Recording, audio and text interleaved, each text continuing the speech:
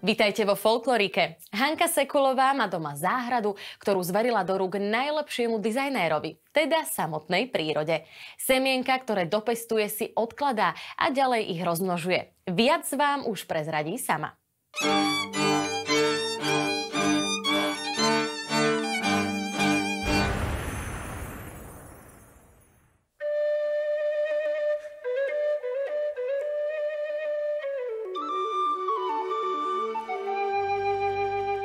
Moje meno je Hanka Sekulová a zaoberám sa prírodnými, liečivými, udržateľnými, permakultúrnymi záhradami. V jednej z takých záhrad sa práve nachádzame. Je to naša vlastná záhradka prírodná, ktorá je zároveň aj ako ukážková prírodná záhrada. Kohút Karol akurát vás všetkých pozdravil, lebo v tejto záhrade nielen, že to vyzerá ako v prírode, ale súčasťou sú aj samozrejme zvierací pomocníci. Prírodná záhrada, ako už aj názov napovedá, vyzerá, ako keby ju dizajnovala samotná príroda. Je jeseň a záhradka nám dáva, teda nielen záhradka, ale príroda nám dáva na jeseň nielen svoje jesenné dary, ale vo forme plodov ešte jesenných, ale aj vo forme semien, ktoré ja považujem za veľmi vzácny dar, pretože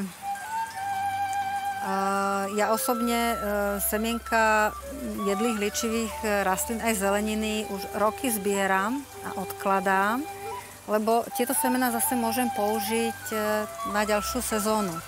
A niekedy aj na niekoľko ďalších sezón, pretože tie semienka vydržia aj viac ako jeden rok, keď sú dobre uskladnené.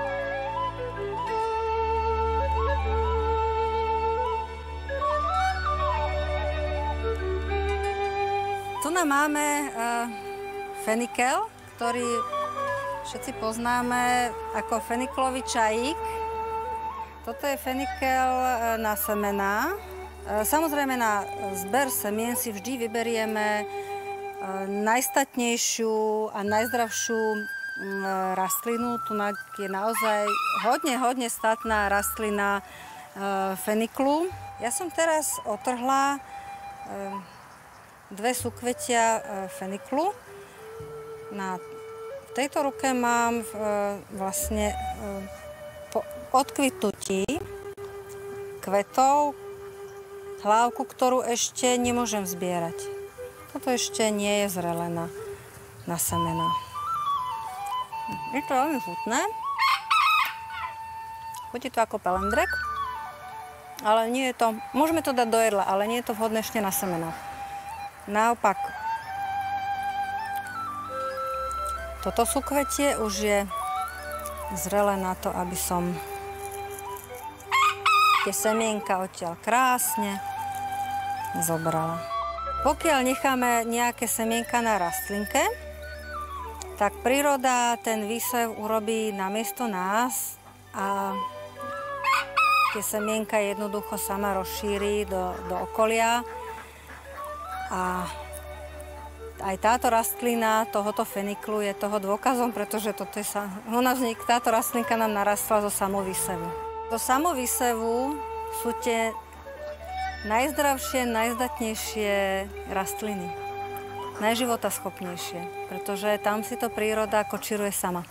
Hanka Sekulová vo svojej záhrade dokonca pestuje nehybridnú odrodu uhoriek, ktorá už je v dnešnej dobe veľkou vzácnosťou. Liečivých bylín v záhrade podľa mňa patrí Echinacea purpurea, to znamená, že Echinacea purpurová, ktorá nie je nielen krásna, ale je to aj veľmi silne liečivá zase bylinka, alebo statná, krásna bylina na podporu imunity. Echinaceu si vieme namnožiť sami. Tieto kvety už tým, že je jeseň, už sú viac menej odkvitnuté a nájdeme tam aj takéto hlavičky, ktoré už sú zosušené. Tunak treba dávať pozor, aby sme sa nepopichali, ale zase veľmi jednoduchým spôsobom, ako náhle sú semená už suché, tak nám pomaly same vypadávajú do rúk.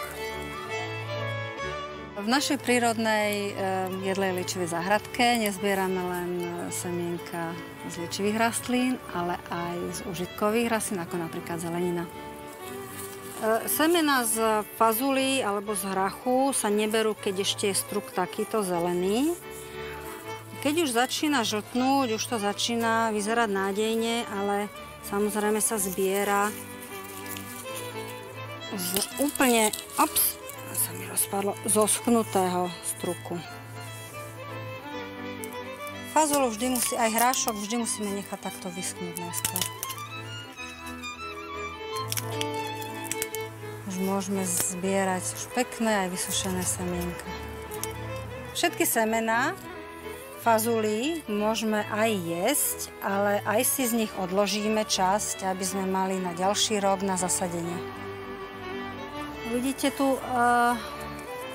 prezreté úhorky.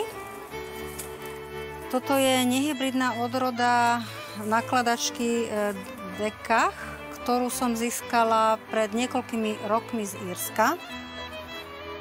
Je to veľká vzácnosť, pretože dnes už štandardne v obchodoch nie je možné vôbec zohnať, zakúpiť nehybridnú odrodu uhorky, ako semená nehybridné uhorky. A nehybridné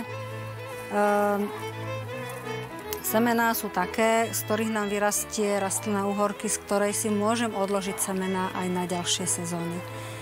Z hybridnej uhorky alebo hybridné semená sú v obchodoch označované buď napísané hybrid vlastne na obale, alebo označené F1 ako prvá filiálna generácia.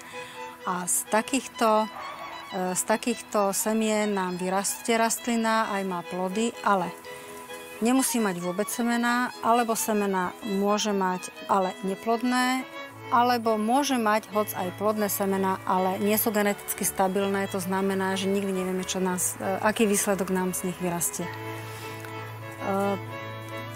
Táto nestálosť hybridných semien nás núti každý rok kupovať nové a nové semená každým rokom.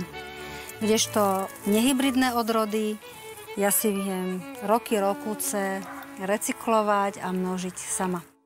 S niektorými semienkami si poradí príroda, niektoré si môžeme rozmnožiť aj my sami. Môžem, ako si vieme zobrať alebo získať vlastné semená z doma vypestovanej uhorky, ale samozrejme nesmie to byť F1 hybridná uhorka, musí to byť nehybridná odroda.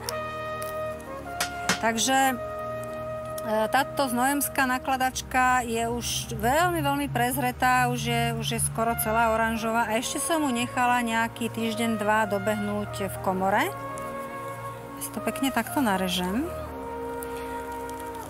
Vidíme nádheru, bohatstvo krásnych semien. Teraz získavanie týchto semienok má niekoľko krokov. Ja veľmi opatrne, aby som nepoškodila nič z týchto veľmi vzácnych semien. Teraz robím, že prezreté semienka z prezretého plodu uhorky takýmto spôsobom veľmi jemne vytláčam do pohára.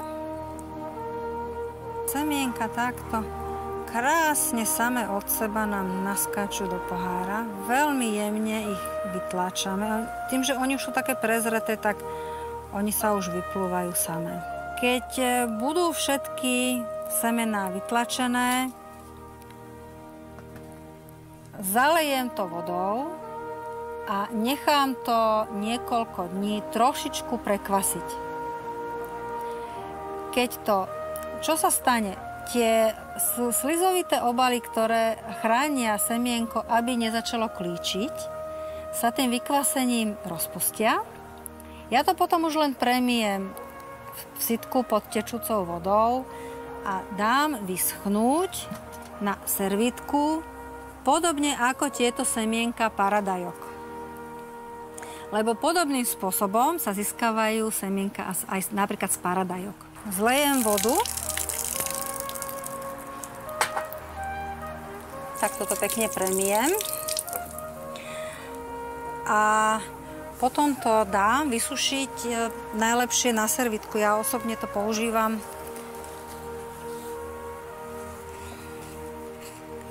Pokiaľ premijeme semienka a predtým neprešli tým skvasovacím procesom, tak tá slizovitá hmota, ktorá nám chráni tie semienka, aby nám nezačali klíčiť, nám spôsobí, že sa nám tie semienka navzájom polepia.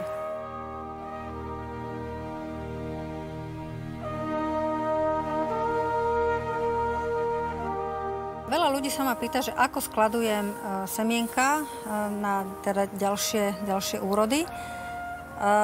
Moja stará mama fazulové skladovala zatvorené v zavaraninových pohároch v komore, tak ja som to plne zopakovala, tak tiež to robím. Niektoré skladujem v chladničke, semienka.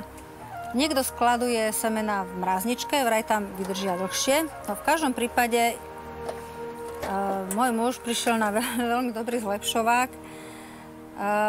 Aby som mala vlastne aj prehľad v semienkach, tak mi do komory niekoľko takýchto skriniek namontoval na stenu. Je to v podstate skrinka na šrobiky. Veľmi sa mi osvedčilo dať semienka najskôr, než ich dám do takýchto šufličkov. Najskôr ich dať do uzatváracích sáčkov.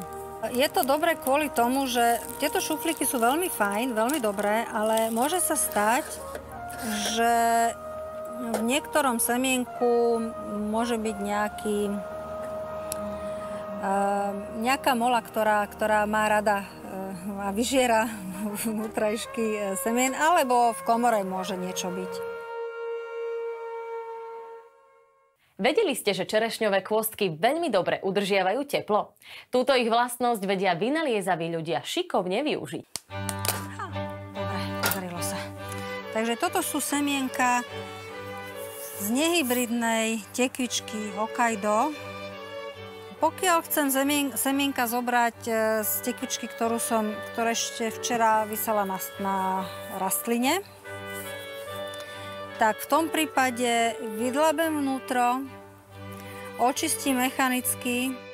Tunak už to veľmi premývať nemusíme, pokiaľ to takto mechanicky prečistíme. Akurát tiež je potrebné to dať najskôr vysušiť. Ale nedávajte to sušiť do rúry, lebo ich upečiete. To už potom z toho žiadna tekvica nebude, to už môžete rovno zjesť.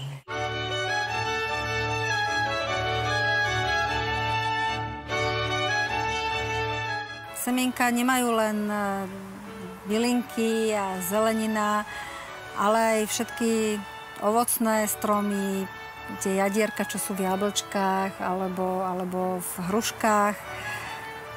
Málo kto vie, že jadierka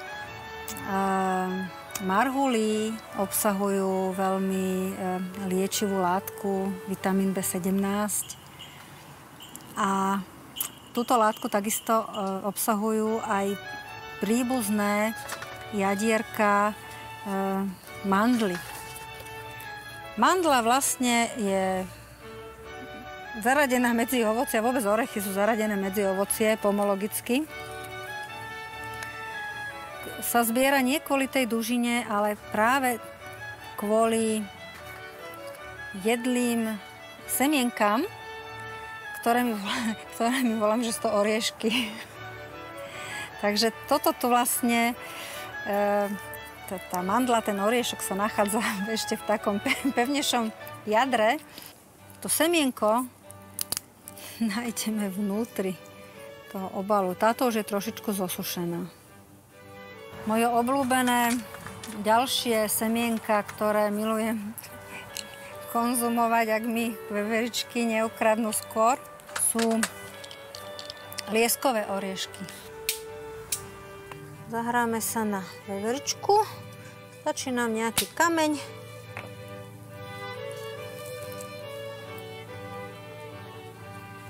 A semienko máme. Už nie je síce sezóna čerešní a višní, Ale môžeme si odkladať čerešňové kôstky, ktoré sú veľmi praktické.